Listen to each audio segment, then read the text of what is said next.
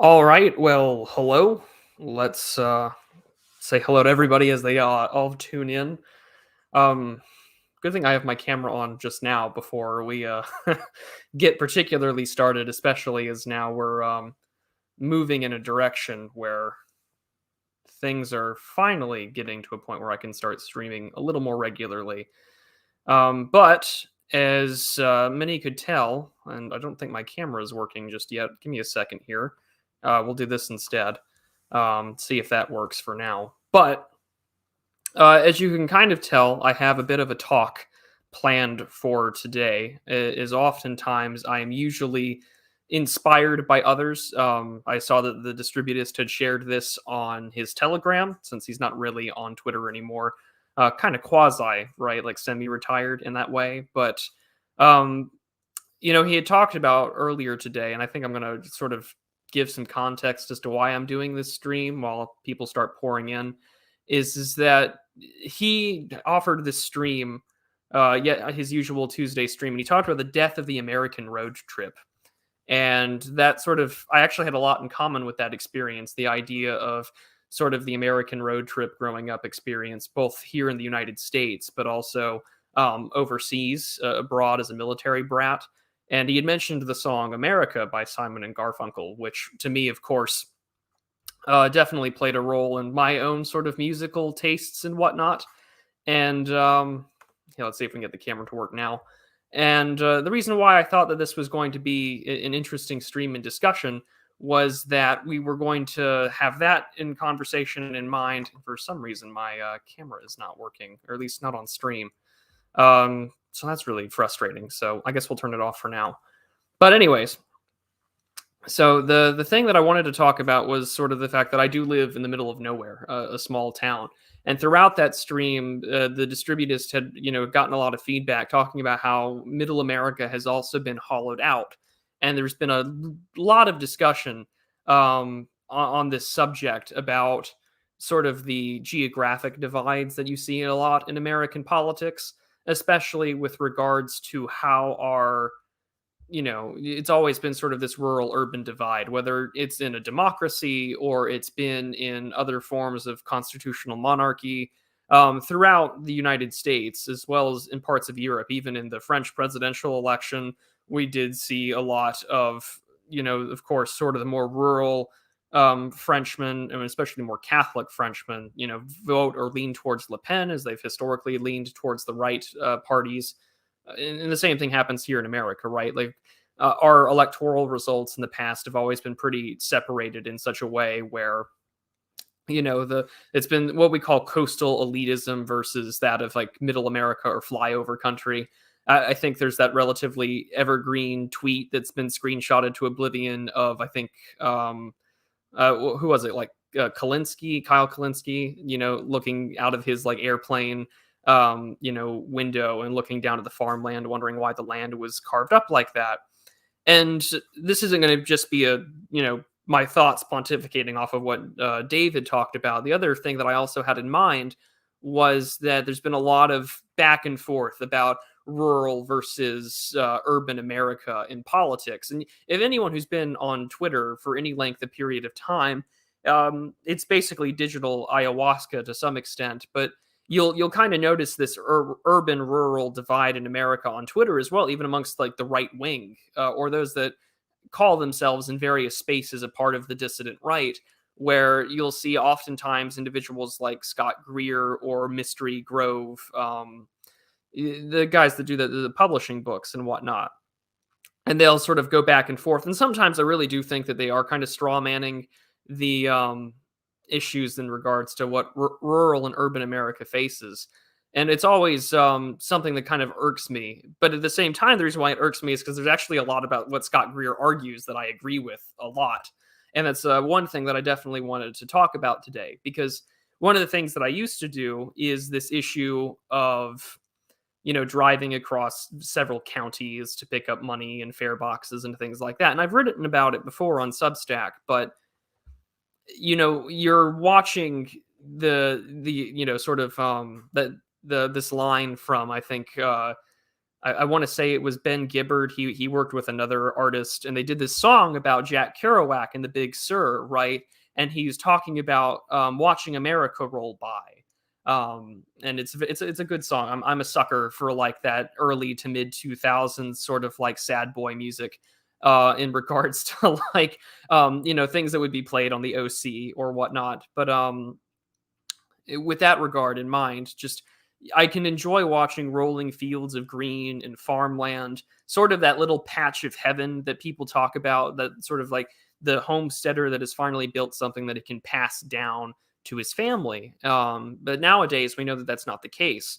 And the reason why I find the back and forth so interesting, especially about small town America, rural and urban, is that for what I've always called myself as a rootless cosmopolitan, So I grew up in the military. I grew up with my dad serving. So I've lived all over the country. I I lived all over Western Europe, but I always lived in cities or very close to large cities and suburbs around that area. So it wasn't hard for me to hop on the Hauptbahnhof or the German public train system and to get from point A to point B if I wanted to meet with friends in downtown parts where I lived. Other than that, like I also lived in El Paso, which is a giant border city right next to Ciudad Juarez, which has like 1.2 million people, and the city's got like 800 some odd thousand. So like this collective mega Hispanic area of like 2 million people. And of course that everything is at the tip of your fingertips, where you could get in your apartment and then literally walk 5 minutes to go to the local Whataburger, or you could go clubbing, and you could always show up to your local Whataburger, Denny's, Village Inn, or whatever 24-hour service, right?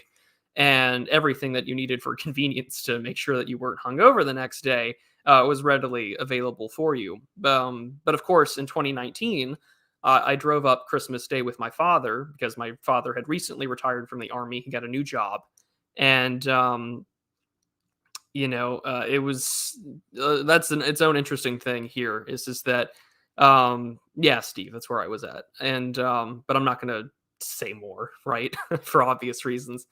But this like 12 plus hour drive to where I live now, and it's very much the middle of nowhere, small town America. That I've talked about it. I think I've talked about it with Geo before, who's in the chat. So make sure that you're following his YouTube channel now that he's doing his own thing. I did a great episode of his Content Minded podcast, and I talked about it a little bit there. But I live in a place where you can still see kids drive. Well, not even drive. They'll ride horses to the public high school or the park, but it doesn't really matter because the thing about the urban rural divide in 2022 is that, yeah, there are still some cultural artifacts that exist that need to be addressed. One of them, of course, being like, well, what's readily available to you. You do have to consider the drive. I mean, even if you lived in sort of the more western states, maybe like north of Utah, so like Colorado, Wyoming, in that area. I had an ex-girlfriend from Wyoming, and her idea of like a good time that wasn't at a bar would just be like hanging out with their friends and doing stuff at the Walmart, because you could stay up and be with the overnight guys, because this was clearly before COVID. And to me, that's of course a very weird sort of Western, Midwestern cultural artifact, and that's something that oftentimes people don't really understand. Well, you have nothing else to do, right? Like the nearest big town or whatnot would be a long drive away. And so when I remember visiting her when I would have time, or like during spring break or whatever, when we decided to visit her family, there was always this thing about going to this place called Little America, which, if you're not familiar with it, and even I would probably do a very poor explanation, it was sort of like a motel, but also like a gift shop and a trucker stop, like sort of like a Buc-ee's, but for like Wyoming, in the middle of nowhere people, like the real middle of nowhere people. And you could get soft serve and sit down and eat something nice and whatnot. And but you would have to drive a considerable length of time. I think we drove like 45 minutes just because we were in the mood for like really good soft serve ice cream, or we would drive 25 minutes to go to a Penny's, which is a little diner. And that was your life, right? Like you would have to understand that there's considerable geography. And that sort of brings into the subject about the death of the small town.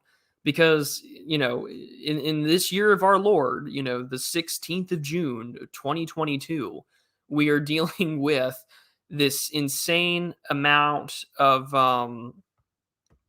this issue of incredibly high inflation, an extensive amount of urban development and urban sprawl crawling everywhere into small town America. That if you don't live, hundreds of miles away from a major city, then you are considered really the outer reaches of that city that you live in. So for me, when I drive around, I'm sort of seeing the growing tendrils, or sort of like a cancer metastasizing of the Dallas Fort Worth area, just growing and growing and growing and growing. And so all these people that have had ranch houses or farms for generations now, where you'll see the family name like founded in the 1860s, 1840s, 1870s, and these people are being priced out, where their property taxes are increasing. They're getting a hold of diesel exhaust fluid, and gasoline is ridiculously pricey. Going to a major hospital is also a ridiculous, expensive endeavor, not just because American medical costs are expensive, but also because you have to like factor in how much gasoline you're going to have to be spending. And these people, of course, are driving Ford F-250s or even larger trucks with like the dually wheels in the back, because you have to carry so many things, whether it's equipment, tractors, trailers, your livestock, to take them to a livestock market. So the rural aspect of the country is sort of being eaten alive by these very modern things that are coming their way in our sort of globalized economy. And the other thing, of course, about this that I feel like is important that I didn't get a chance to touch on until now is that there are geographic differences, of course, but there are the geographic space has been oh boy, to reference Ben Gibbard again, the map has just been folded up, and now they can just travel through a straight line, because we have the internet now, right? So anyone who lives where I live, which is effectively the middle of nowhere, where I live in a very small, secluded part of the country, and where people's biggest concern is about a Dollar General moving into the area. But that doesn't matter, because everyone has access to Twitter, everyone has access to Facebook, MSN, virtually all sorts of deluge of the internet coming their way. And the one kind of silver lining is that if you live in a rural area, you know just how damn troublesome it is to actually get the internet working and running. There are millions of YouTube videos telling people who live in the boonies really how to get better internet. But because the internet is now rather ubiquitous, that sort of does kill more or less what we're trying to accomplish, which is the real problem here. And that's really the frustrating thing about it. And that's where we're at. Is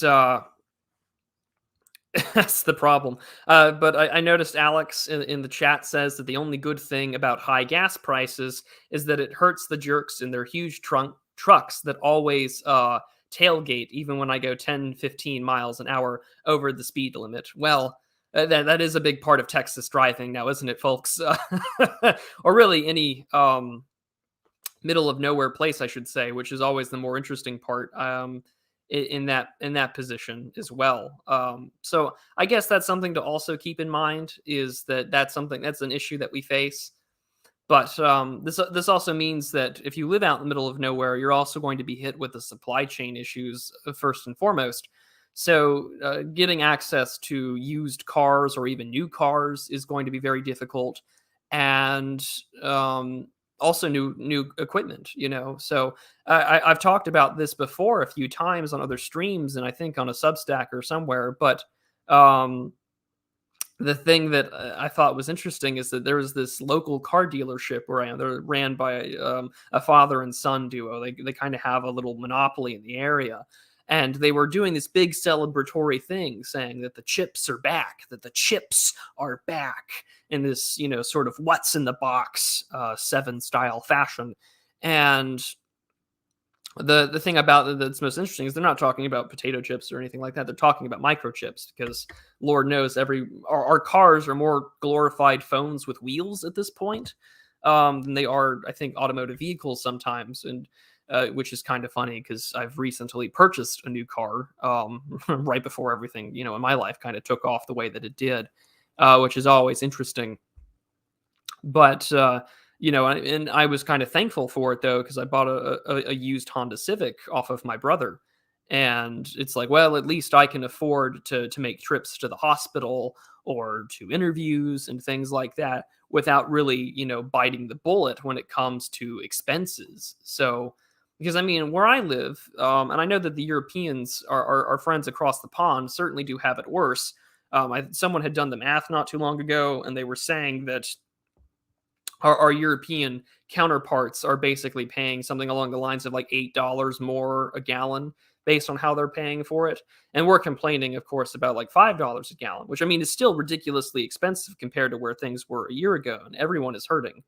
Um, and I said, and that's what, so I'm very glad that I did buy an older car in very good condition, a Honda Civic. So I'm very thankful in that regard. But I know that that isn't the case for everybody.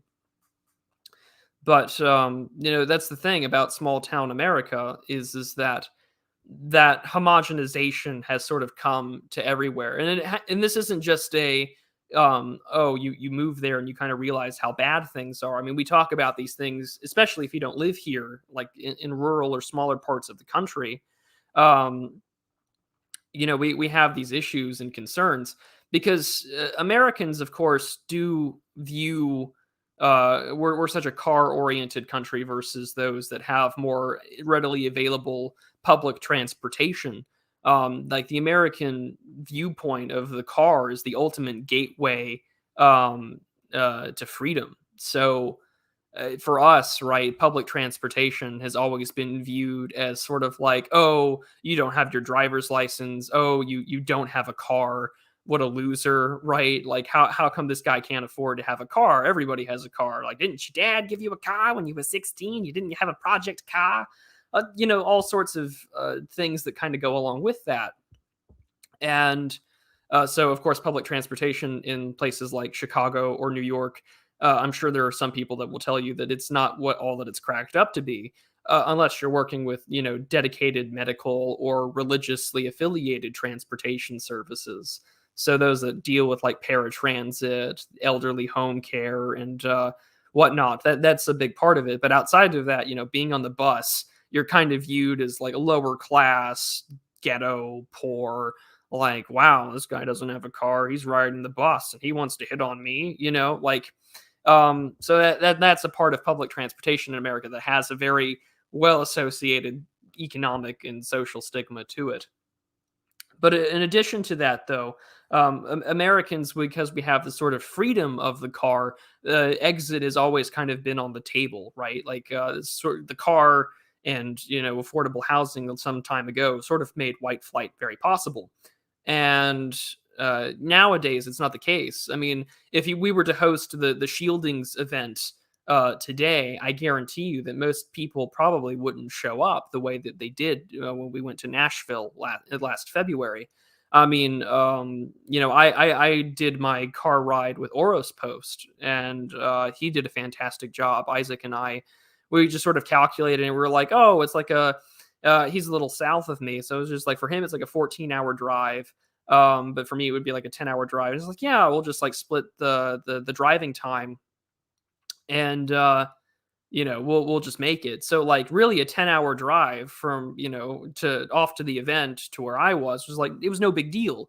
In the same way that the idea of visiting my grandparents or family while we lived in El Paso was no big deal, because like 12 hours doesn't mean anything at all when you have a car. You can always drive the requisite distance that you can. You'll always have your routes mapped out based upon the gas stations or the places that you want to stop and visit. What's the most fuel efficient route? How do I avoid the Dallas Fort Worth traffic area? If I break down here, will I still have cell service? Like these things are very easily able to be mapped out accordingly. So if you have like a gas card that you use at like a Murphy's gas station with Walmart, then it's like, I can just map it along here and I can save 5 or 10 cents a gallon whenever I fill up. So there's always, that aspect that gives it very easy. But I'm talking about all of this in a rather modern context. There's a lot of the death of the small town that goes much further back than just the last 20 some odd years, and especially more so than the last 6 months of our really bad economic downturn, which is most likely heading towards recession. I know that Radlib and Turnip and Black Horse just had a stream on that earlier today. And in that regard, which is always really frustrating, is that now things are too expensive, and now things are moving down the way that they are. But this isn't a this issue is what I wanted to talk about, is sort of the death of the small town, because it's not just economic. It is one part economic, because that's sort of a twofold part of the change of American culture and industry, which I'll talk about in just a little bit. And then secondly, it also has to do with globalization. I'm always, when I talk about like the small town America, I immediately think of our friend, Stan Rogers, a great Canadian folk singer who always, my favorite song of his besides Barrett's Privateers is the song "The Idiot," which is, this really hardy, sort of pioneering individualist spirit that I don't take anything for free. And I'd rather do my best to work and make my own labor and to live off myself rather than the government dole. And the song, talks about him working in a refinery and working just way outside from an eastern city. And there's, a bit of that culture, I think, that still exists in Canada, and to a much larger extent in Texas, because there's a major oil and natural gas that still works there.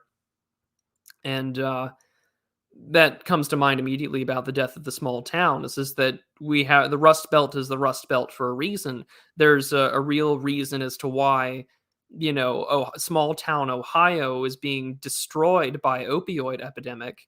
And the same way that you have, like, the Sackler family sort of tweet about the same issue in regards to, pillbillies, as they like to say, which is really frustrating in that regard, because it's just, these are people that have been deprived by a government that doesn't really have their interests at heart, and we're sold on the aspect that, well, if we can sell cheaper consumer goods, and if the line goes up, then we're good, which is GDP worship, which I've definitely talked about a lot in this regard as well. That whatever we do is the right. If there is to be a right wing victory in my lifetime, that market worship has to die. The golden calf of the GDP has to just be destroyed and smelted down and carved into something different. Which is why I think when Curtis Yarvin in his early unqualified reservations days, which is far more libertarian, talks about like a profitable government, a profitable state, whether it's talking about his patchwork or neo-cameralist idea. But the reason why I think that we look at the idea profitable, and I talked about this with Geo, I think it's behind the paywall section of that discussion, is that we need to, profitability of a society or a civilization cannot be based upon pure market forces. It shouldn't be based solely upon, the consumer price index. It shouldn't be just based upon purchasing power parity. Those things should be included by all means, but you have to also include things like the birth rate. You have to include things about, well, how well is this area, like this urban center, doing? How profitable can we be if we're going to continuously have an open border? So whatever comes next, we cannot worship the marketplace. It cannot be the sole means in which we measure economic, cultural, and social power. That has to change. Because, of course, if you don't do that, you kind of end up with the death of the small town, where, factories close, these small oil boom towns just turn into ghost towns. And once the investment dries up or they go somewhere else, then, it dies very quickly. But that's just one part, right? The vast amount of globalization that happens. And yeah, Bolero, I know that quality of life issues are not all quantifiable, but the ones that we can quantify, I think that we should put in all means of measurement in how we determine the health of our society. It bothers me a lot that we focus solely on the GDP, or how this is going to affect bankers and whatnot, which is always like, which is always very frustrating. Because once we industrialize, and we will not just industrialize, but once we globalized the economy, and we also really opened up the workforce to be permanently split between the sexes. We doubled the tax base, but we've also made sure that people married really interclass. So I think AA had talked about this in one of his early econ videos, where basically just along the lines of like, well, if a teacher, like a female teacher making $45,000 a year, she might marry someone within a similar economic social strata if she, has to settle and doesn't marry up. So there's a lot less marrying upwards, so to speak, where there's one provider. I mean, that still exists, but not to an extent. But at the same time, there's someone's making 80K a year, as it traditionally would be with one homeowner, or with one income breadwinner. Now it's two people making 40 something a year working together to split costs and to have something similar, but it requires both of them working. And that's a big problem with the culture here, is that we have to send these people to state schools, and we were and so we're at a point now, especially both in the cities but also out here in rural America, small town America, that people literally go to work just so they can afford to go to work, or just so that they can afford childcare, which is an insane amount of an insane thing to think about, when it comes to sort of the American quality of life. But on the cultural front as well, I do think that a lot of our move to the big city sort of prospects comes out of the Roaring '20s. So, I mean, yes, the cities have always been a hub in America for industrialization, but sort of the agrarian, rural, idea of America, which is very Jeffersonian, it had definitely changed by the 1920s, where you had a booming amount of technology, vast industrialization, a significant amount of immigration, where now they were just packed in the cities and sort of these little tenements where they're shoving 8 or 9 Irishmen or Italian families into a box and telling them to go to work. But in addition to that, sort of rural America, especially the South, but mainly where I live, and sort of what you would definitely call flyover country along Tornado Alley, is the issue of, well, the Great Depression and the Dust Bowl. So, one of the few industries that definitely survives the Great Depression is Hollywood, and of course, shipping, dock workers, and industry. So that immediately comes to mind, where there's always the idea in California that you can always sort of like leave the small town and you can just make it big in Los Angeles, San Francisco, or even any other places too. So in America, what will happen every time it gets very close to Thanksgiving is that, ABC or NBC News, they'll always have like the camera tower footage of the interstate highway system coming out of Los Angeles, and it's just this disgusting, bumper to bumper train of cars that are all coming back home for the holidays, where they can have uncomfortable Thanksgiving conversations that blue check marks on Twitter tell them that they should have, because they really hate their Fox News watching grandfather. But that's definitely one part of it. And I talked about this with Frody on the Decameron Film Festival of his.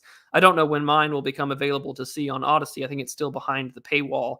And I feel bad because I made Frody endure watching La La Land, the 2016 film. And I thought that film is actually really a perfect encapsulation about paying homage to making it big in the big city and sort of abandoning home and living in the small town sort of issues that, because I think what's her name's character, she lives, she was back with her parents in a small town in Nevada, and then she tried to make it big again once her play took off in the film. And of course he's like, well, why are you making me watch this sort of like musical romance bit? And I said, in my defense of the reason why I wanted to talk about the film was because it really does represent this like city worship, and that we have to sacrifice ourselves to like make it big for homogenization. I mean, the film literally opens up with a song about, dumping your boyfriend whose love was very true and authentic, that you guys could have been small town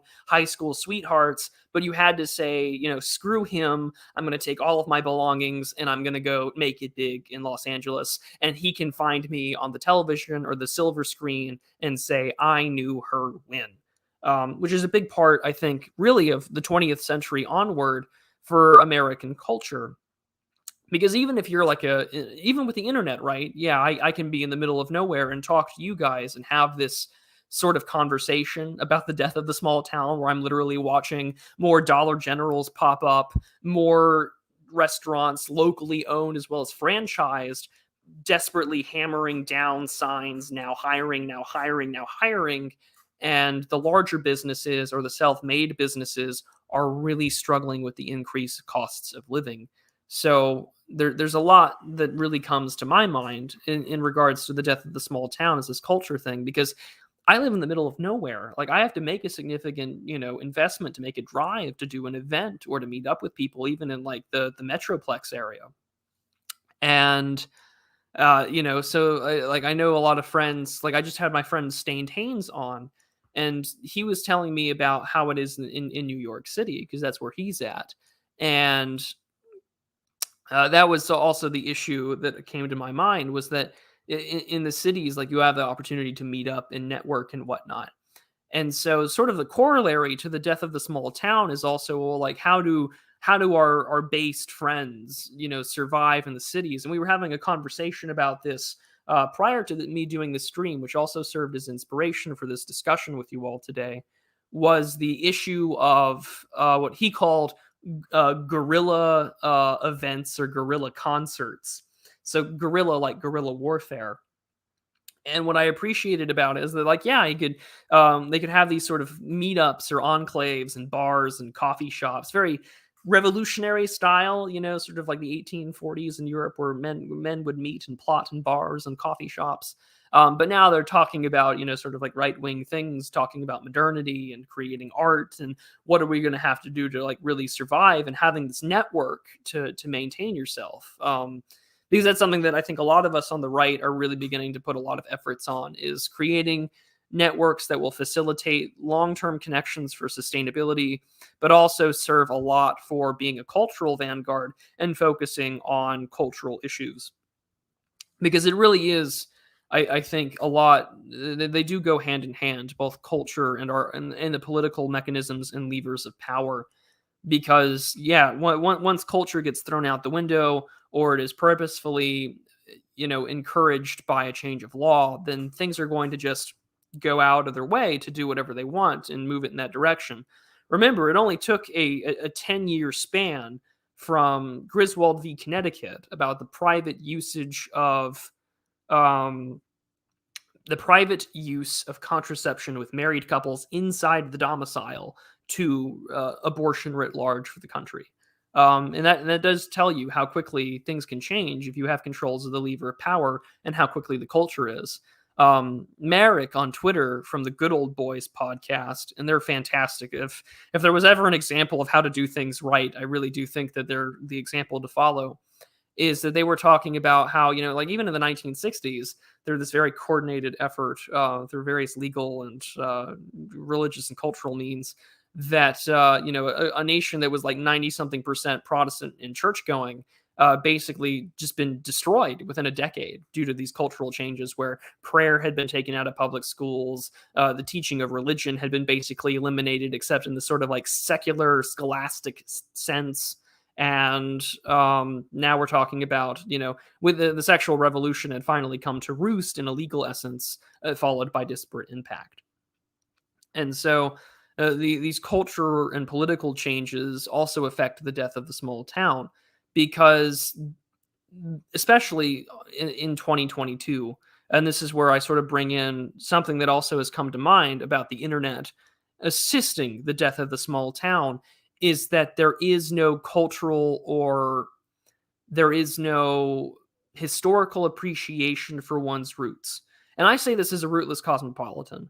I am intimately familiar of the fact that I am not as personally aware of the history or the people or how the towns that I live next to were built. I'm aware of that. I am distinctly aware of my status as somewhat of an outsider, that I appreciate it. But um I know that people that are younger than me, and I can see 30 on the horizon, people that are younger than me have it even so much worse because, like I said, it doesn't matter that these kids can ride a horse to their local park or high school and goes to the rodeo. If they're on their phones and they're watching the same TikTok dances, the same garbage on Netflix and, their Twitter feed, and are interested in the tomboy abs and are interested in racially charged pornography, then it doesn't really matter what, their grandma tells them about the small town, because like I said, the online, this thing that we keep in our pockets most of the time, is this like digital ayahuasca that puts you in a whole different world and completely deracinates and uproots you from anything that matters. So, one of my favorite things to really do nowadays is that I love to visit my grandmother all of the time, and praise God that she's still with me, and she's in her mid 80s now, and she's loves to just talk about people that she knew, what things used to be like in this town, and the life that she had lived, and it's a completely foreign country to what I had known. I mean, for someone who was born before the Second World War and had witnessed everything that has changed in America, and to listen about growing up and having kids and what that looked like and what working as a teacher was like, it's a completely foreign country, especially for it back in the time. The town was much smaller, but there is a very and the one thing that I have noticed in these cultural conversations is that small town America is a very cyclical kind of thing. I'm immediately thinking of the Transcontinental Railroad, how expeditions westward inevitably led to various towns being built along the train lines. And then once we stopped using trains as our primary modes of transportation, we started using cars. Then, of course, those towns went away. Then the interstate highway system took over, and that fundamentally changed the country. I mean, Route 66 is great and all, but you know, the small towns of America were virtually wiped off the face of the earth because of the interstate highway system, and those towns withered on a vine to where now there's like ghost towns that you can visit. Some of them are allegedly haunted, and so that's a big part of touring these old original Route 66 towns and whatnot. I mean, there's kind of a reason why I think that the movie Cars, the Pixar film, kind of has a weird reactionary bent to it. Because and I know that that sounds crazy, but I really think that that's one of the more like alongside I think Wally is one of the more like based Pixar films, if I can ever say that out loud. God forgive me, right? For saying that, especially in the midst of this whole Buzz Lightyear business that they're doing, where it's been banned in like 14 countries for like a same-sex kissing scene or whatever. Like, at least where culture has the power in the places where they can ban that. Like, yes, one ticket for the latest Pixar film, but I'd like to see the Saudi Arabian version before anything else. And but to get back to the death of the small town, it's very cyclical. Like for instance, the town of Ogden, Utah, is based upon where the Transcontinental Railroad was. It's still there. I mean, the town still exists. It's just probably if we had still used trains as our primary modes of transportation for people and goods and services, um, then yeah, I mean, things would definitely be a lot better than for that town than the way that it is, where people are sort of struggling to make ends meet and whatnot. That definitely comes to mind. But the interstate highway system comes to mind. But of course, we deindustrialized as we pursued a more neoliberal economic system in the pursuit of line go up kind of politics.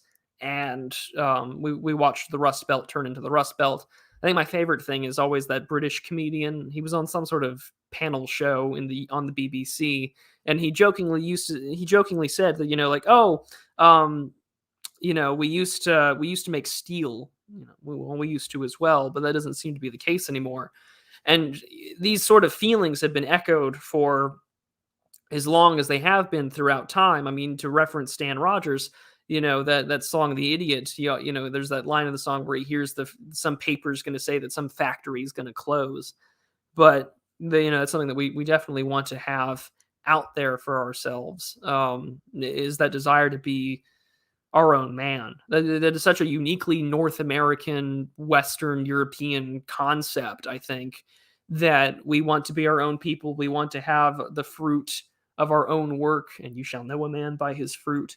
Um, and so that's what we want to be, right? Like that's definitely something that we want to become. But it's very hard to be that or to be a part of that culture when you're witnessing, I think, the death of a lot of cultural artifacts.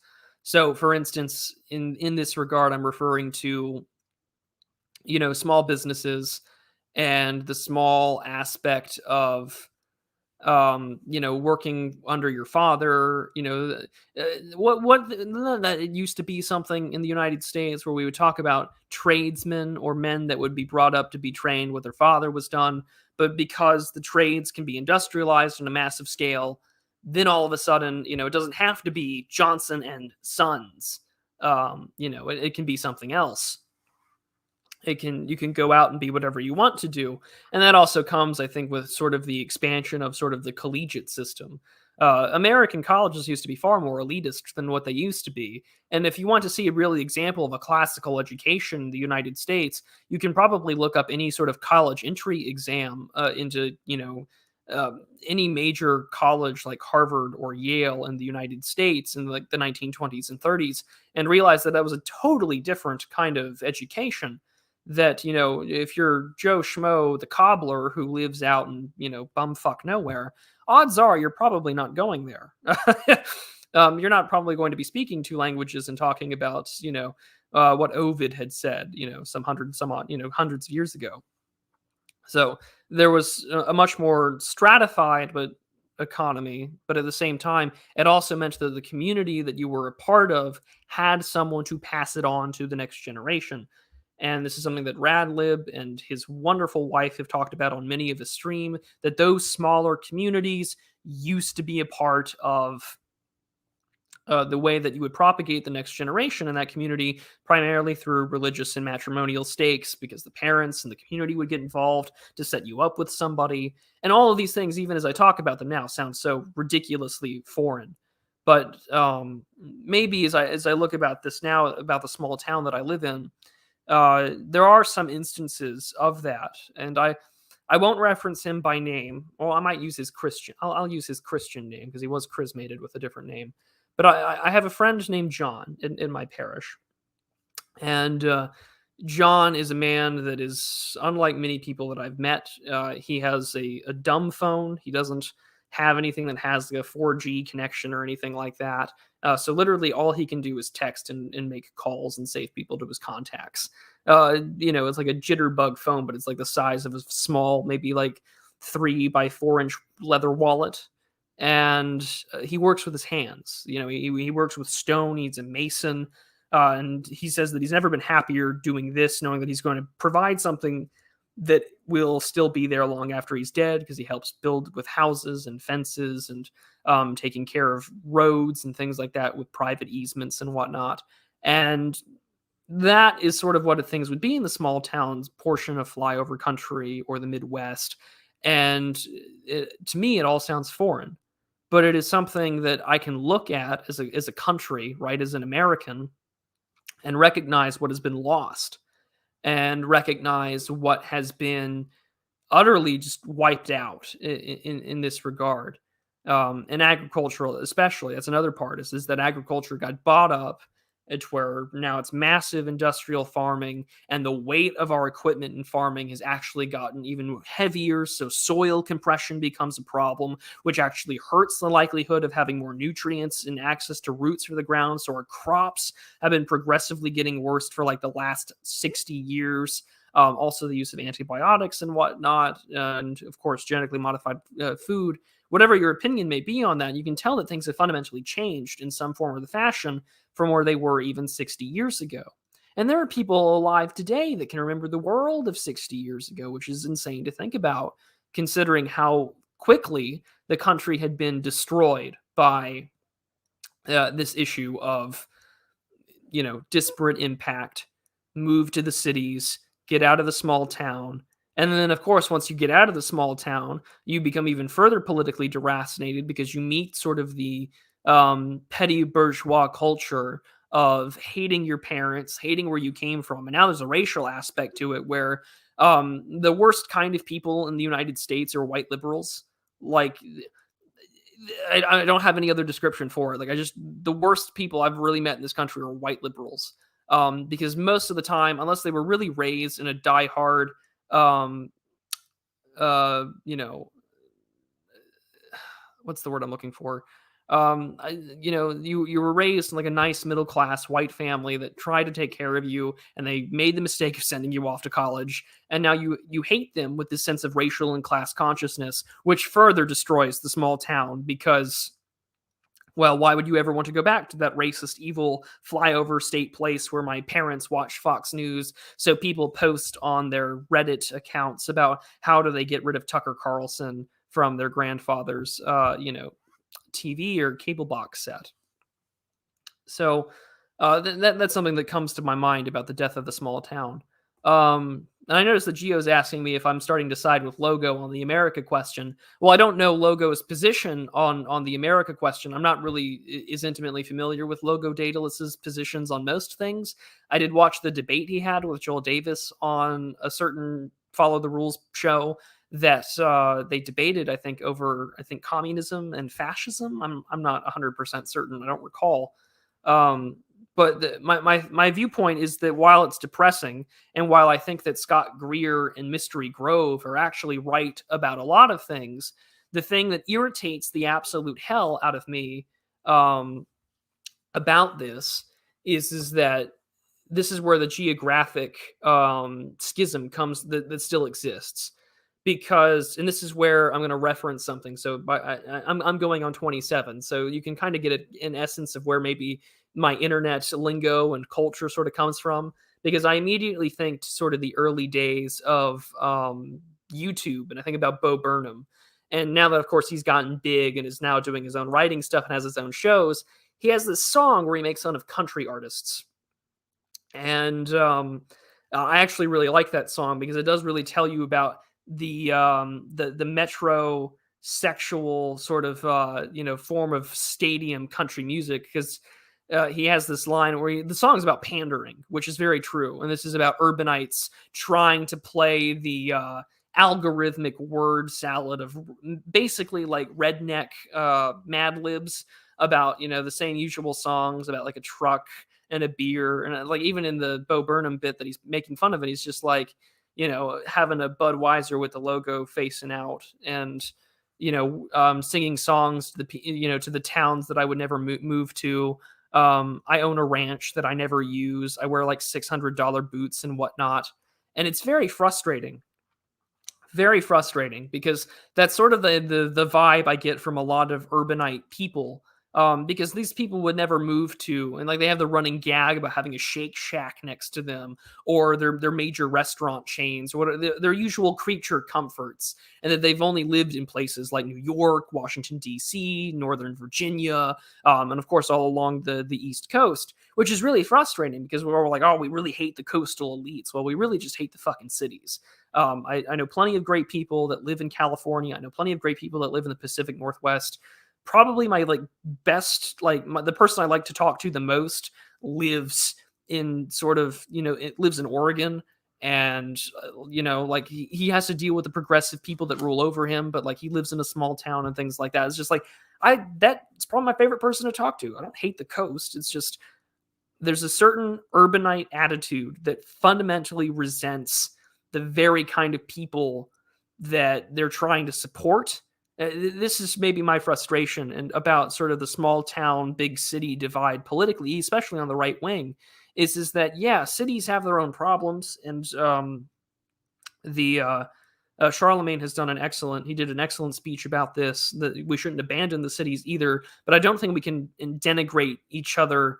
The city mouse and the and sort of the country mouse shouldn't be trying to shit on each other. But we do this all the time because, again, the internet is this disgusting, digital psychedelic that allows us to be basically hijacked. So our brains are on this dopamine feedback loop to wherein, oh, by the way, if I don't get my dunk on some guy that's trying to defend his small town, this place that he grew up in, fuck him. I gotta have I have to have my Shake Shack, and I have to have my treats, and I have to talk about how these places are being filled with immigrants and are being replaced, and how heroin's an issue. And it's like, no shit. We know that these are problems, but I don't think you, who is this alleged ally, needs to be fucking kicking me while I'm down. Like, we have much bigger problems. Your problems, my problems, they're being caused and orchestrated by more or less the same sort of elite system from academia, from our institutions of government, the managerial class that exists both in government and whatnot.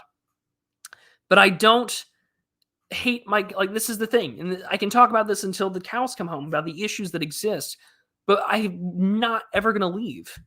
I'm not going to leave the country. I had a question by one of my patrons for my monthly patron Q&A, which if you want really interesting Prudentialist lore, then on Subscribestar, you always get your questions that are there. And, but he had asked me if I would ever be an expatriate, what country would I move to? And I said this on Oren McIntyre's stream, and this will be my position until the day I die, is that I am an American. I am a white American. This is my country. There is no other place like this on earth. I'm not fucking leaving. In the same way that people like Ernst van Zyl and all the guys of AfriForum, the Afrikaners haven't left. Some, I get it. They do leave, and they leave for greener pastures. I understand. South Africa is far worse than the United States, but we're heading very quickly in that direction. But they're not leaving. This is their home. This is where their family, fought. This is where their family was put in concentration camps during the Anglo-Boer War. Why would they leave? That's their history. That's their country. That's their anchor. That's where they call home. And for me, this place is my home regardless. And so, yeah, like I get flack for this all the time about, yeah, America's got a lot of problems, and the people that rule over this place, our elites, definitely need to be replaced, and we need to create a political system that allows us to move ourselves in a better direction. The problem is that the cultural artifacts I find of small town America, I think, need to have those values incorporated. I know that this sounds like I'm just wanting Mayberry back, and to some degree I do. Who doesn't want Mayberry back? But I don't think you can just replace the current system. Like, this is the thing that I find interesting is that when Curtis Yarvin talks about having a monarchy, and these people will be your pod people now. They have to tune into the culture. I mean, really, would they? Would the Nina Jankowiczes of the world really be my pod people if I took over on Twitter? If I took over the country, right, and we had our based monarchy or our based monarch CEO or whatever, and would the Nina Jankowiczes and the liberal millennial women that are nearing 40 that are an integral part of our permanent managerial class of government, will they really be our pod people? No, they would be abhorred by the culture. They would double down on the alternative departments of disinformation, the alternative department of science, DOJ or whatever, like we saw when Trump took office. It would be magnified because the culture hasn't been put in place. And it would need to be done in a way of swift power, because if there's one thing that we've noticed, this is not an insult. I mean, well, to some degree, it might be an insult. It's just that the same thing needs to be said here. Get that, a lot of certain people's politics are primarily based around who they want to sleep with and where they're going to get a promotion. And so they got to go, and so any sort of cultural replacement that needs to be put down has to be enforced very strictly and would have to be put into that kind of position. And what makes it worse is, according to Nina Jankowicz's Twitter account, I don't know if it still is up yet, but I remember someone shared a tweet of hers that she has somebody in her life, which is even more ridiculous. But this is what happens of living in the world of Sheryl Sandberg's lean in feminism. This is that we are ruled by these childless. We're ruled by words I would rather not say live on air. I'm trying to swear less. But America, like Gloff says in the chat, America is my blood, creed, and family, and lifestyle, for better or for worse. And I don't really care. That's the case. So yeah. Those are my positions, and I think that the Med Gold position of having like right wing, right wing intimate squads, right wing fuck squads. That's one part that probably should happen, right? And then maybe I've also talked about the idea of right wing friend squads, because I think also the other issue is that we need to have less deracinated men and people that this is the thing about like social the social situation that's also led to like the death of America, or at least the death of the small town America, is that we have this position where the internet completely deracinates us. And this is something that AA was talking about yesterday on his cigar stream with Charlemagne and Black Horse, that deracinated young men in a hypersexualized, environment allows them to be mentally hijacked and taken over to where they'll be seeing things in commercials where it's always a similar kind of couple. Everyone's gay, and that there's no positive, progressive role model for like white dudes in America, especially if you're progressive. And I talked about this with Geo as well. It says that, well, what do these guys do to strive for attention? Well, the only way that you can find salvation as a white guy on the left is to find some sort of bizarre, neurodivergent, atypical personality disorder to identify with, or you just transition. And that also contributes here to where there's no way in hell in small town America where I live, where the high school's got way too many blue-haired people and the local college has got way too many lesbians and things like that. Like, it just, you're like, there's a social contagion aspect to it that needs to be addressed. But I've been talking nonstop now for almost an hour, and I don't ever really think I came up with this cogent thesis about the death of the small town. I mean, there's deindustrialization, there's the culture, there is the ongoing, of course, demographic issues that we're currently facing, which has been killing birth rates. And that's another debate that's been going on, is that unless you're really living in niche, it's two things, unless you're like an immigrant community, or unless you're a deeply religious community, those are the ones that are really dealing with the birth rate. But like, statistically speaking, right, it doesn't matter that Radalib has 8 kids, or one of my favorite families at my parish has 10 children. It's not enough to really overturn the thing on a widespread scale in the country, which is where the one thing that Elon Musk has been right about is the replacement rate, and that's how civilizations die.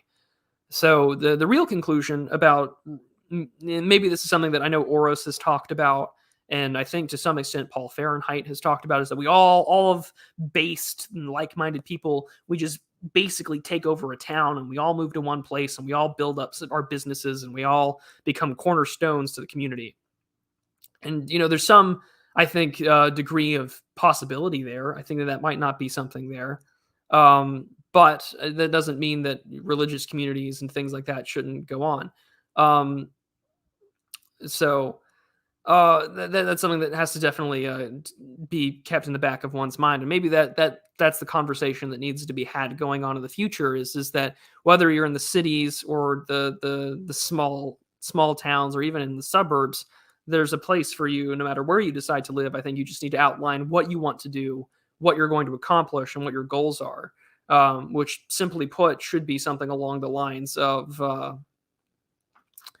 trying to maintain a necessary religious and cultural community of like-minded people, and to have a network in which you should try your best to rely on and provide for others. Which is why if you live in a society, or you live in a city or an area where there is high trust, or that you can meet people online, then you should probably try and create that network, because that's going to be sustainable and that's going to help you take care of a lot of things in the future. Which is why I tell you, a lot of people should really start breaking bread with their neighbors, talking more with their parents, and things like that. I mean, if Thomas 777 can manage to be as badass as he is through the streets of Chicago, and like meet up with people like Default Friend or whatever, then like, listen, the cities are not all lost. You should conduct, these guerrilla culture events, have these things take place in cities and bars and whatnot. There's a place for it all. But for me, I live in small town America.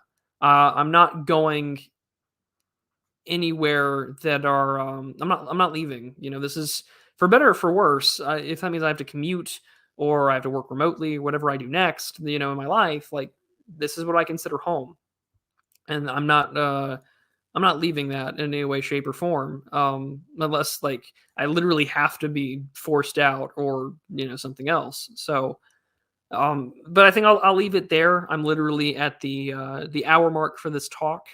But these were just the things that I had in the back of my mind that were coming in the midst of seeing these debates and conversations with my friend Stain Haynes talked about what the distributist talked about. Like we all, I think in America, have this like really distinct idea of what the country should be. For some of us it's John Wayne, some of us it's Simon and Garfunkel's America. Like all these things definitely come in that form or fashion. I think we all should strive to the ideal and try our best to make that ideal survive. And whether that means, hey, I've got my group of friends that can, treat first aid and, grow things and that we can take care of one another or make sure that they get employed. That's something that should also be a part of whatever right-wing network that we create is that no matter who gets fired or doxxed or whatever or destroyed, then yeah, like that's what we should definitely be doing is trying our best to work on those issues and fix them. So yeah, I'll leave it at that. Is the future of things like find my friends and hire my friends and creating networks of sustainability. No one should be unemployed.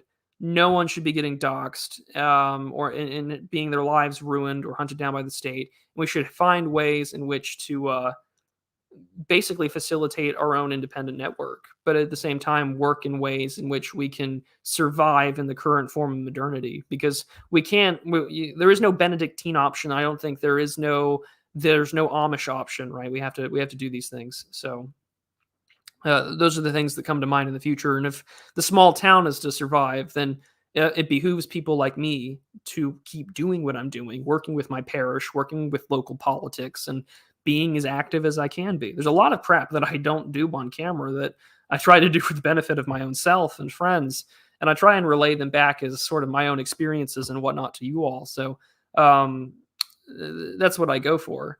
So those are the things that I had in mind for these discussions. Because if I don't do a stream on it, what ends up happening is I do maybe 5 to like 10 recorded, unscripted, extemporaneous recordings into my microphone over and over and over again until I feel like I've come up with the perfect thesis statement, and those go to my fishing videos, which are my ideal form of content.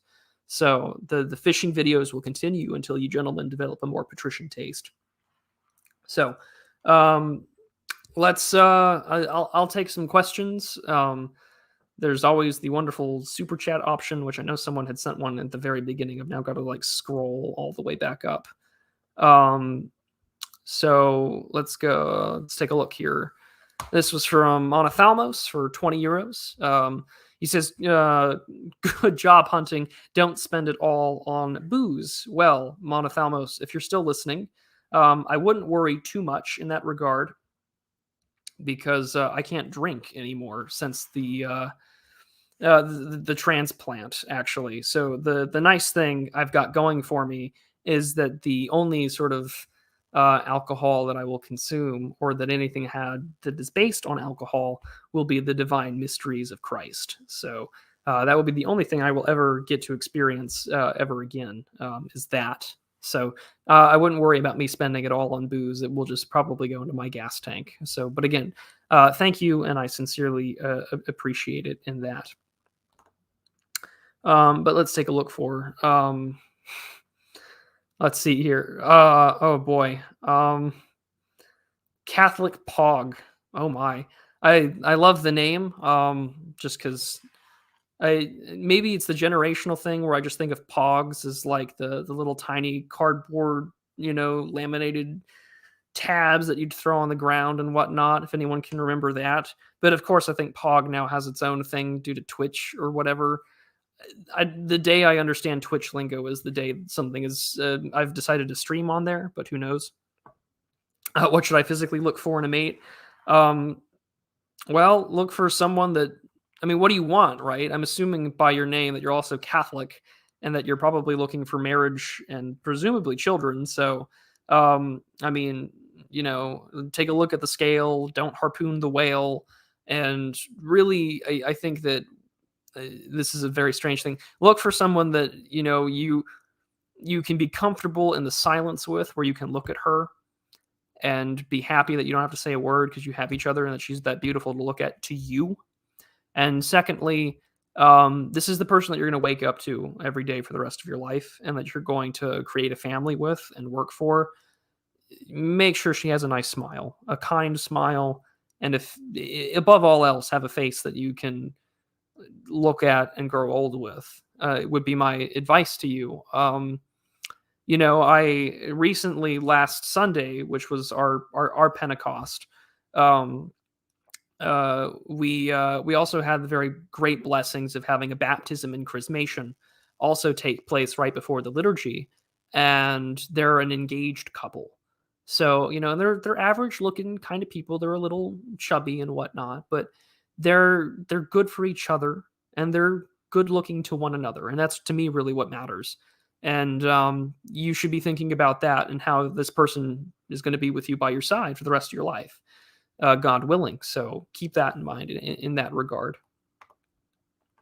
But although I'm like definitely, I'm definitely in that position. Um, but Geo, being the eternal simp, says that meat on the bone is for men. Well, sure, but I mean, to each their own, right? um, Also, if that's the case, learn how to cook. So you will be surprised at how easy it is to impress a woman if you can cook a good meal for her. So that's definitely something to keep in mind. But also, she needs to know how to cook, and look for things that matter. But I'm now looking for. Oh man, this is all sorts of crazy stuff. The comments are great. um, Let's take a look here.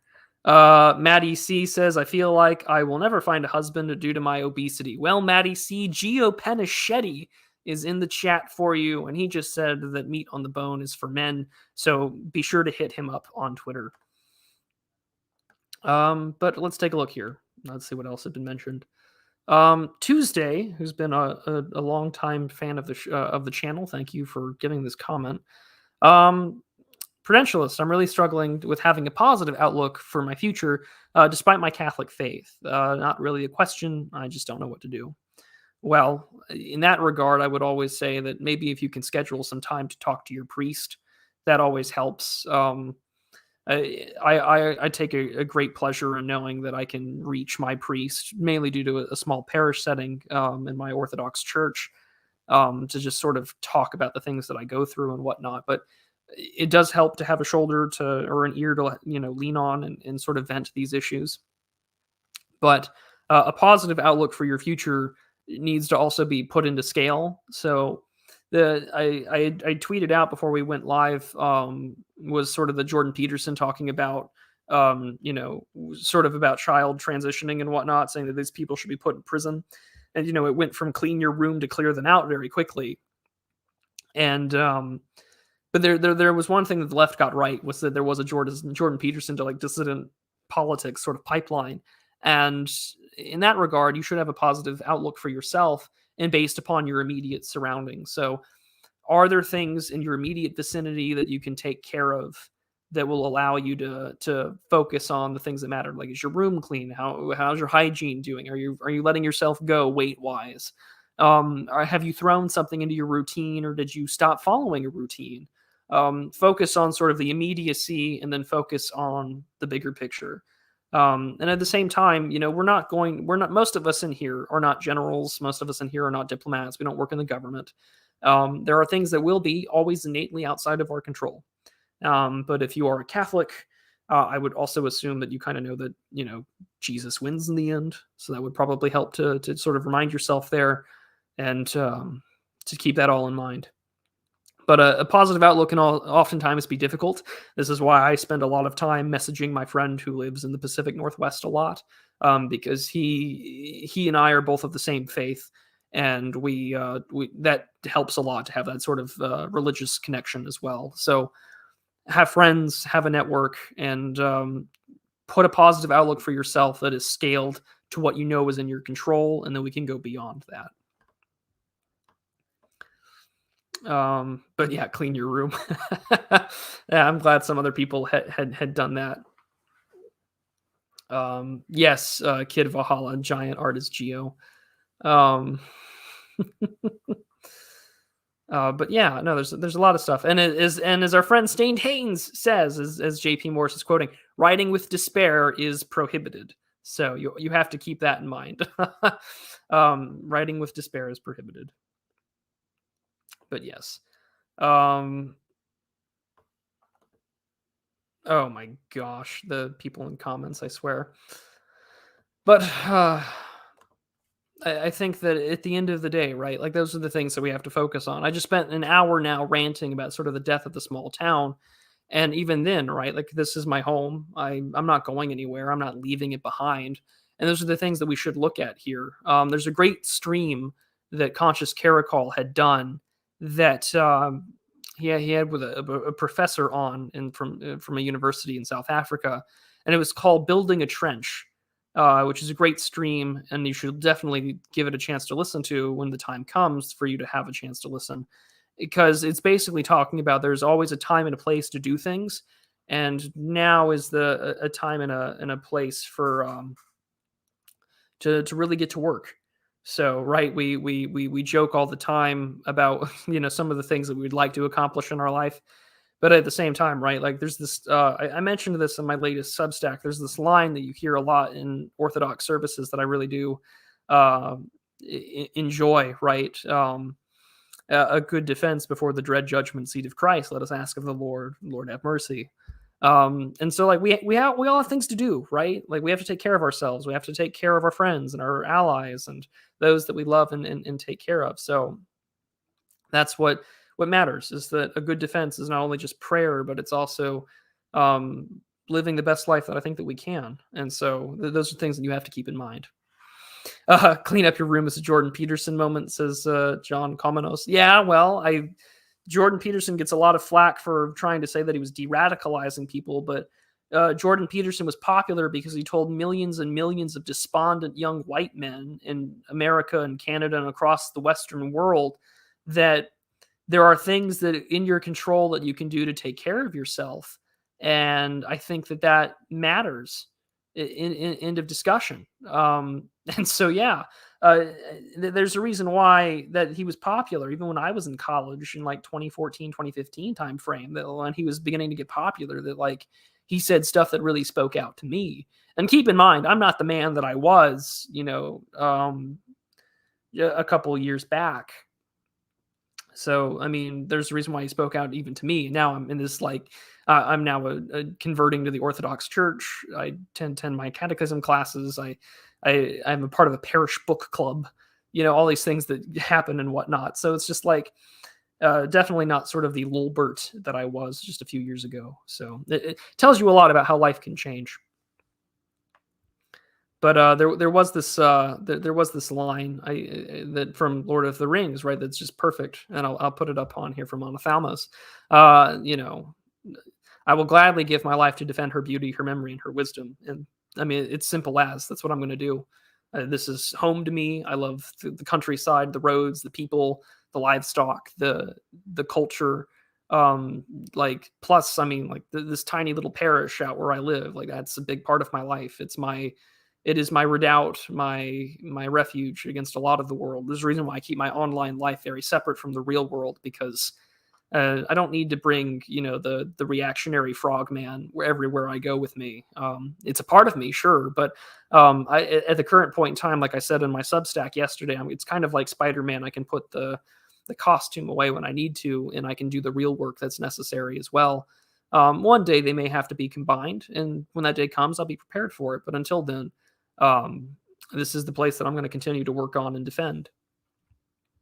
even as the tendrils of city cancer gets closer and closer to me. Oh boy. Let's see here. Is there any other questions? Oh, well, at one point in time, I was not what you would call based at all.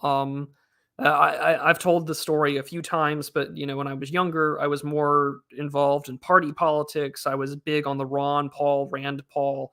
I read a lot of Ayn Rand when I was in high school. I feel like a lot of cringy kids did, back when they were in high school. And in that position, but I moved to a small town and, I started listening to a lot of people that said things that are just like really evergreen. Like, to me, the video I always recommend is To Be Right Wing in 9 Points by the Distributist. Who's listening to, like, when I found him through, Academic Agent and everybody else, like, I just sort of binge watched everything that David put out at that time in like at the very beginning of like 2020. And it did have a fundamental like impact on my worldview about man is grounded on these teleological, presuppositions, and that we want to leave things better than we are behind, when we pass on. And that, I live now in a place where parents still talk about their school board and their kids and their curriculum after church. They offer aid and shelter when there's a tornado. They break bread and they call people just to check up on them.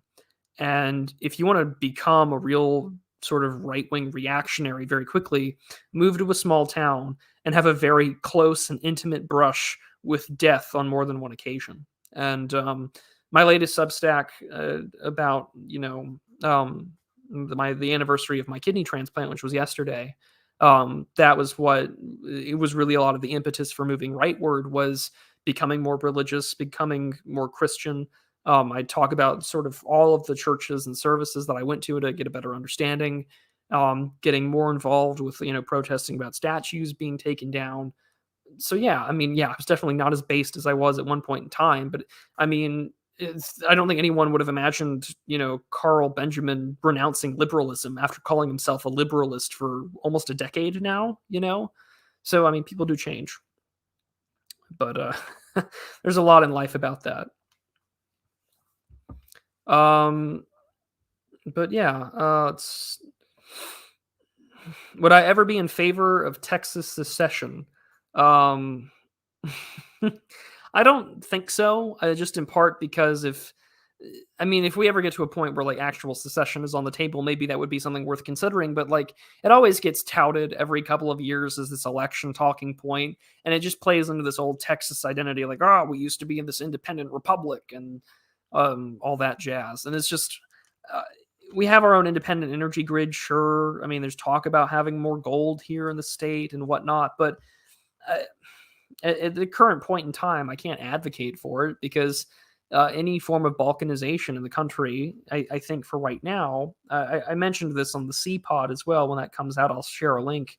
But so far, I would like it. Sure, I would love a based monarchy of Texas, but I don't think that's ever going to happen.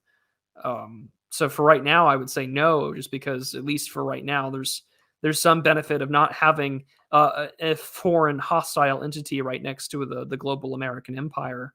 But I mean, ideologically speaking, I can't be opposed to it. But I guess it would just depend upon the conditions. Those are always so open-ended questions. But yeah, I mean, Texas is great. End of discussion. I want to be the king of Texas. I mean, who doesn't, right? Texas is pretty great. Kid Valhalla says, I talk to normal people and they feel completely disconnected from everything. This is a red state thing. They are out of it compared to blue states who plan and control everything. Well, this is also, I think, a very fair criticism that a lot of blue staters that are on the right do levy against a lot of right wing or older conservatives in red states. The Texas GOP is a joke. I mean, the state house will have some like decent politicians, but writ large, it's not that great. It's befallen to the managerial system. It's befallen to the fact that Greg Abbott will speak from his desk and say like, oh, the Republican way of low taxes and zombie Reagan is the way to go. Look at all these businesses moving to Texas, and he's literally just importing the voters that will one day replace him.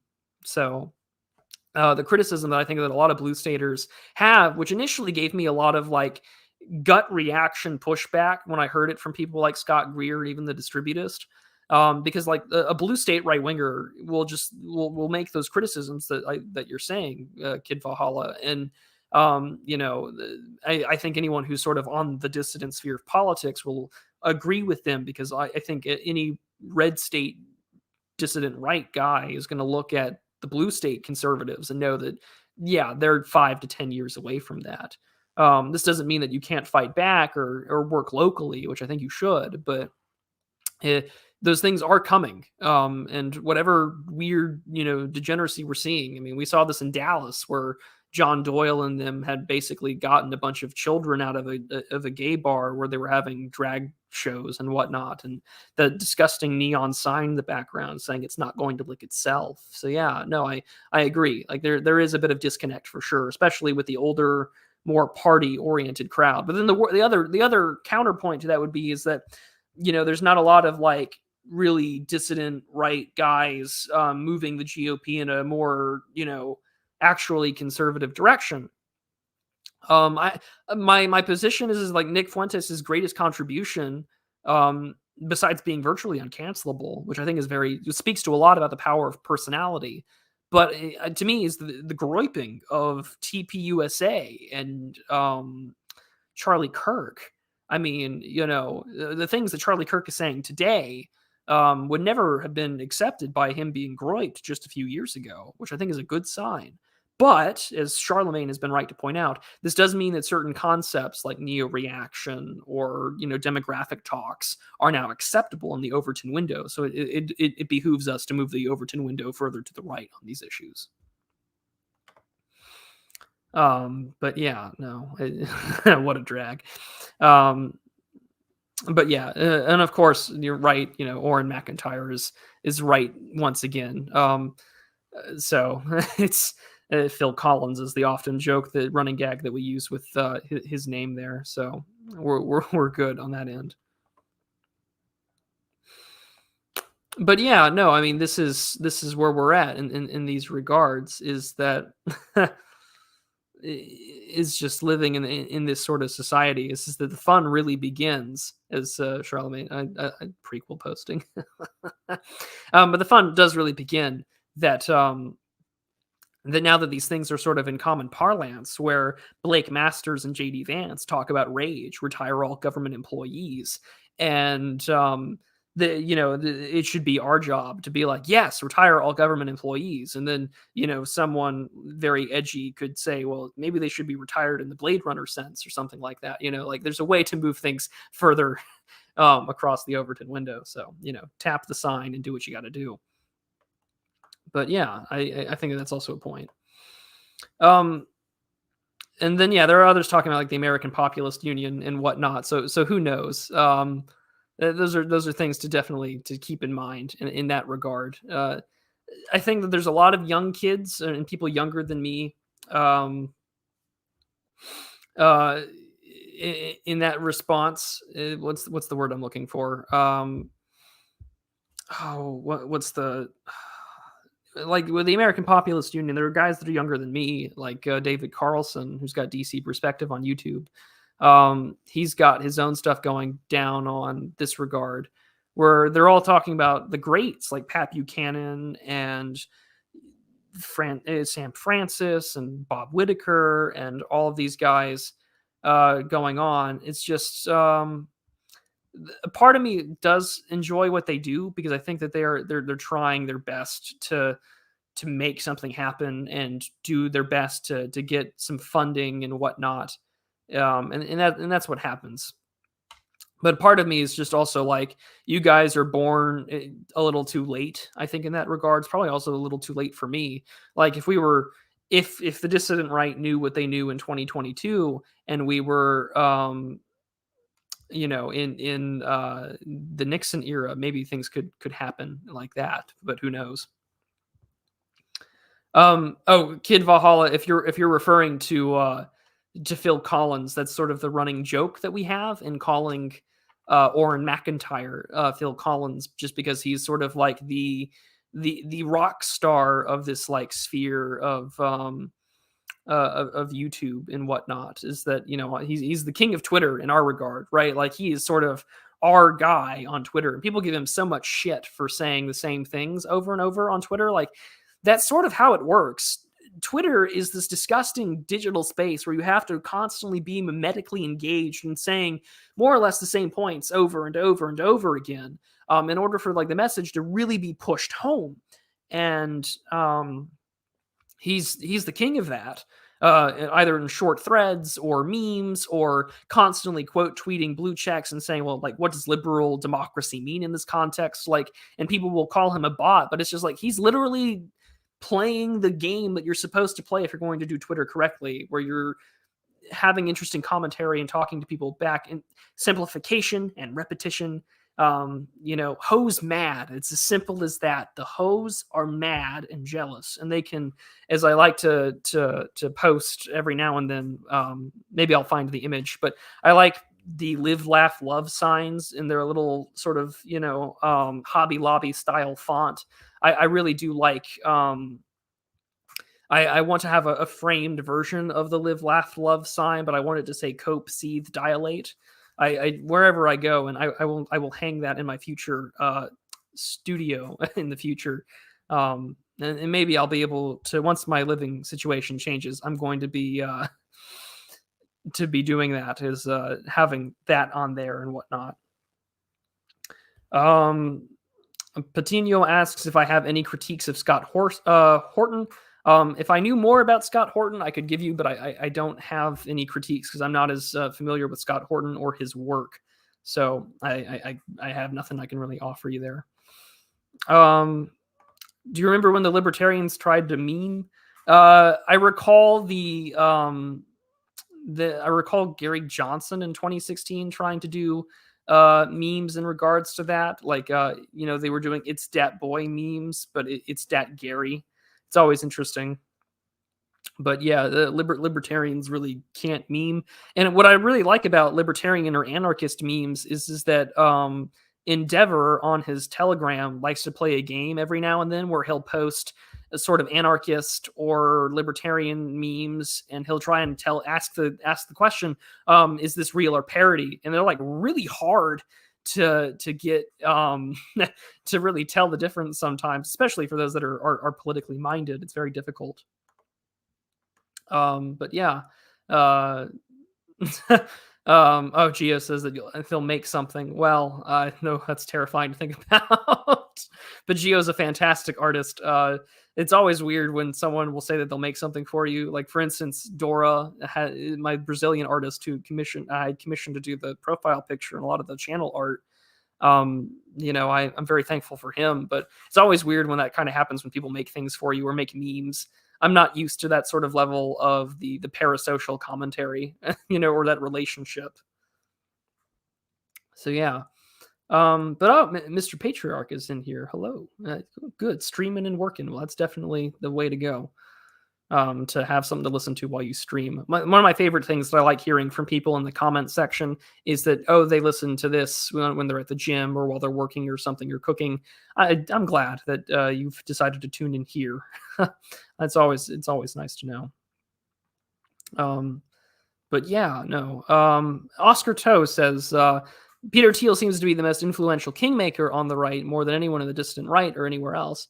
Well, there is certainly a network. I don't know if Peter Thiel has got the same sort of network or understanding or funding, perhaps, as say, what the Kochs were, or sort of the Club for Growth, or even just sort of the more economic oriented parts of the sort of traditional normie conservative GOP. He seems to be spending his money wisely, though, with J.D. Vance and Blake Masters at the very least.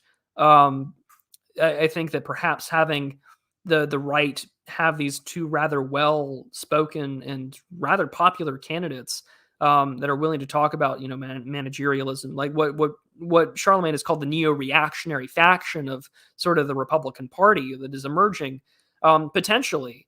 I think that a lot of his money would be better used, and this is just my 2 cents on the issue. I don't know how accurate this may be, but I think that if he could do more of what he had done with the Hulk Hogan Gawker thing, where basically he helped support Mr. Hogan financially throughout this lawsuit, they basically put Gawker out of business. And there's also there's a documentary on Netflix that had talked about it a while back that it put it in this sort of like it was personal vendetta because Gawker had outed him while he was in Saudi Arabia, which, I mean, holy shit, right? Like, if you're going to be outed as a gay man, I don't think you want to be doing it in the Middle East. But I feel like if we're going to be spending our Teal bucks, right, then I feel like Teal should be spending a lot more time trying to like bankrupt journalists and bankrupt the New York Times or something. It's just maybe a worthwhile endeavor, or at the very least, creating some sort of legal defense fund similar to what AfriForum has been working on. But yeah, what am I on about, Spectralon? What I'm saying is that there are things that he's funded in the past that are worth investigating. But yeah, I mean, are worth investing in that he's been doing. And the funding things like the legal side are things that I think are worthwhile in doing. And once again, I'll reiterate, I'm not getting any Teal bucks either. If that were the case, I could afford a house, and Lord knows that that's not happening anytime soon. But yeah, those are the things that are going on. But yeah, let me see one more time. Yeah, I don't think that Teal needs money. I mean, I need it, but I certainly don't. He certainly doesn't. Let's see here real quick. But yeah, you wouldn't want to come out as gay in the Middle East. Yeah, that's absolutely right. I'm really frustrated that my camera is not working at all throughout the stream. I don't know why. I'll have to look at what that issue is. But yeah, no, those are the things that I had in mind to sort of discuss and have this conversation about. Was just not only the small town, but I am a fan of the. That is true, Spectral, and he could be funding many of things that we don't know about. That's very true. But that's always the case here. And yeah, Bella Phosphorus Night. This was the point that I had made also at the beginning of the hour of this like long-winded rant about the small town. Is that the internet did erode almost all geographic barriers. The small town can now be exposed. Middle of nowhere people like me can be doxxed and fired if I decide to donate to like the Kyle Rittenhouse legal fund, like that one guy in Virginia did. So those things definitely come to mind. So yeah, but I mean, hey, that's all that does come to mind. Catholic Pog saying, I unironically met my girlfriend on Reddit, but we use Telegram now because we both got banned. Well, I guess praise God then. I mean, let's hope it works out, and I hope that this isn't just one of those she goes to another school thing, and you wouldn't know her, right? I hope that she treats you right, and that you guys are actually planning to do things. But it kind of does make me laugh. I'm sorry. But yeah, there's a lot I think in store that will come in the future about both the small town, the city, and the suburb. There's a place and purpose for all of them. So do keep that in mind for the future. But I'm probably going to wrap it up here, and what I will leave it at that with the talk and the sort of the questions. And thank you again for a lot of the support and assistance. And Annie sends a super sticker for $4.99. Well, thank you so much. It's greatly appreciated. Sort of this little dancing fellow. It's very adorable. But thank you again for that. So some brief little announcements before we wrap up today and things like that. I will say that there will not be a Sunday stream live. I do apologize that it's been 2 weeks without one. I was recording the C-Pod last Sunday. Once I get a link for that, I will share it on the community tab. But at the same time, I will this Sunday. I am not going to be anywhere near my my laptop or my computer, so I will not be streaming. I will be visiting a friend of mine at another parish, so I'll be making a drive to go visit him and his friends. And I will be attending Vespers and liturgy over there for this Sunday of All the Saints. So I will be out and away doing a little bit of Orthodox basket weaving. So I do hope that you all appreciate that. I will have a video out on Sunday, and before I depart for the weekend that I have planned, I will also have a geopolitical article out on my Substack. If you are a Subscribe Star patron, do not worry, you will have access to this Substack article as well, but it will be behind a paywall. All of your support financially does go a very long way, especially in these difficult times when gas and all that jazz is so expensive. So, with all that being said, know that this place is your home, whether it's a small town or a big city, and I will leave it with that. There's a lot of work to be done. There's plenty more to do, and that we should be motivated to take care of the things that we know that are in our control that we can take care of. So, with that, I will leave you all to have a wonderful rest of your evening. Take care and be prudent, everyone. Now, get out.